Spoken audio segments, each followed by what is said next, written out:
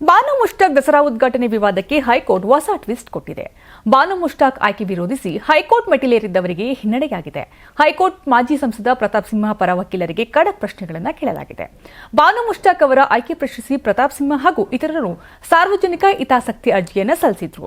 ಈ ಅರ್ಜಿಯನ್ನು ಹೈಕೋರ್ಟ್ ವಿಭಾಗೀಯ ಪೀಠ ವಜಾಗೊಳಿಸಿದೆ. ಮುಖ್ಯ ನ್ಯಾಯಮೂರ್ತಿ ಅವರಿದ್ದ ವಿಭಾಗೀಯ ಪೀಠದಲ್ಲಿ ಸಾರ್ವಜನಿಕ ಹಿತಾಸಕ್ತಿ ಅರ್ಜಿಯ ವಿಚಾರಣೆ ನಡೆದಿದೆ. ದಸರಾ ಉದ್ಘಾಟನೆ ವಿಚಾರದಲ್ಲಿ ಯಾವುದೇ ಹಕ್ಕು ಉಲ್ಲಂಘನೆ ಆಗಿರುವುದು ಕಂಡುಬಂದಿಲ್ಲ. ಹೀಗಾಗಿ ಪಿಐಎಲ್ ಅರ್ಜಿಯನ್ನು ತಿರಸ್ಕರಿಸಲಾಗಿದೆ ಎಂದು ಹೈಕೋರ್ಟ್ ಒಂದು ಕಡ್ಡಿಯನ್ನ ಎರಡು ತುಂಡು ಮಾಡಿದಂತೆ ಹೇಳಿದೆ.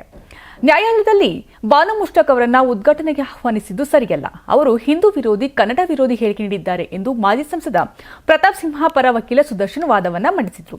ಭುವನೇಶ್ವರಿ ಕನ್ನಡ ಬಾವುಟದ ಬಗ್ಗೆ ಮುಷ್ತಾಕ್ ಆಕ್ಷೇಪಾರ್ಹ ಹೇಳಿಕೆ ನೀಡಿದ್ದಾರೆ ಎಂದು ವಕೀಲರು ಬಾನು ಮುಷ್ತಾಕ್ ನೀಡಿದ ಹೇಳಿಕೆಯನ್ನ ಇಂಗ್ಲಿಷ್ ಅನುವಾದ ಸಲ್ಲಿಕೆ ಮಾಡಿದರು. ಪ್ರತಾಪ್ ಸಿಂಹ ಪರ ವಕೀಲರು ಮಂಡಿಸಿದ ವಾದಕ್ಕೆ ಜಡ್ಜ್ ಬೇಸರಗೊಂಡರು. ಈ ದೇಶದಲ್ಲಿ ತಮ್ಮ ಅಭಿಪ್ರಾಯವನ್ನ ಹೇಳುವುದು ತಪ್ಪಲ್ಲವಲ್ಲ, ನಿಮ್ಮ ಯಾವ ಹಕ್ಕು ಉಲ್ಲಂಘನೆಯಾಗಿದೆ ಹೇಳಿ ಅಂತ ಸಿಜೆ ವಿಭವ್ ಬಕ್ರು ಪ್ರಶ್ನೆ ಮಾಡಿದ್ರು.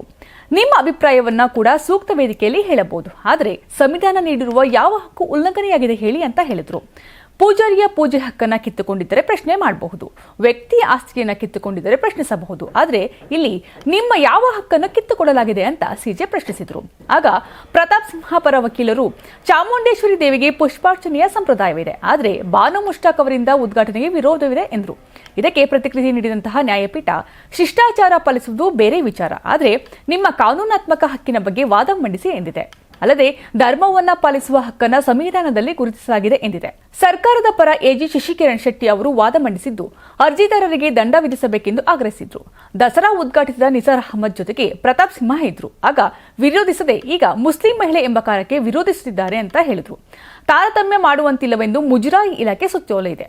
ದೇವಾಲಯಗಳಿಗೆ ಯಾರು ಬೇಕಾದರೂ ಬರಲು ಅವಕಾಶವಿದೆ ಎಂದು ಎಜಿ ಶಶಿಕಿರಣ್ ಶೆಟ್ಟಿ ವಾದವನ್ನ ಮಂಡಿಸಿದ್ರು.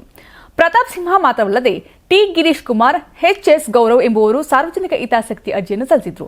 ಅವುಗಳನ್ನು ಕೋರ್ಟ್ ವಜಾಗೊಳಿಸಿದೆ.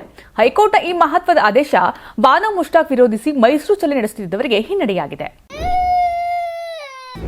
ನಿಮ್ ಮಗು ಅಳ್ತಿದ್ಯಾ? ಹಾಗಾದ್ರೆ ನಿಮ್ ಮಗುವಿಗೆ ಜೀನಿ ಸರಿ ಇಟ್ಕೊಡಿ.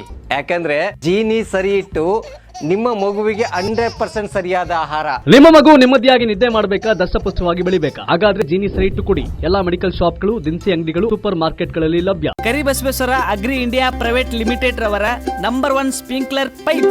ನಾನು 86 ಕೆಜಿ ಇದ್ದವಳು 71 ಕೆಜಿ ಬಂದಿದ್ದೀನಿ. ವಯಸ್ಸಾದ್ಮೇಲೆ ಸ್ಮಾರ್ಟ್ ಆಗಿ ಕಾಣ್ತೀರಾ ಅಂದ್ರೆ ಜಿನ್ನಿ. 126 ಕೆಜಿ ವೇಟ್ ಇದ್ದು ನಾವು ಈಗ 114 ಕೆಜಿ ಲೆಕ್ಕ ಬಂದಿದ್ದೀವಿ. ಯಾವುದೇ ಸೈಡ್ ಎಫೆಕ್ಟ್ ಆಗಿಲ್ಲ. 84ರಿಂದ 50 ಕೆಜಿ ಬಂದೆ. ಆಮೇಲೆ ಸಣ್ಣಗೆ ಫಿಟ್ ಆಗಿದ್ದೀನಿ. ಅದಕ್ಕೆ ನಾನು ಯೂಸ್ ಮಾಡ್ತಾ ಇರೋದು ಜೀನಿ ಸ್ಲಿಮ್.